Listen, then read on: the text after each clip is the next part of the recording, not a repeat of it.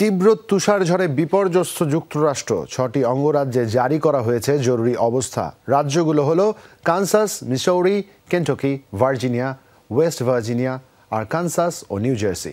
দুর্যোগপূর্ণ আবহাওয়ার কারণে মোট 30 অঙ্গরাজ্যে অন্তত 6 কোটি মানুষ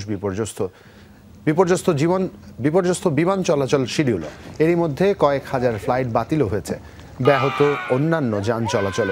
তুষারপাত ও তীব্র ঝড়ো হয় বন্ধ হয়ে আছে বহু রাস্তাঘাট। বিপর্যস্ত জনজীবন, জরুরি প্রয়োজন ছাড়া নাগরিকদের ঘরে থাকার পরামর্শ দেওয়া হয়েছে।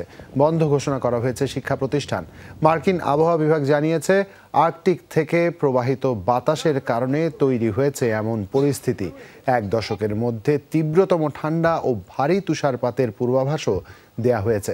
সোমবার পর্যন্ত থাকতে পারে দুর্যোগপূর্ণ এই আবহাওয়া।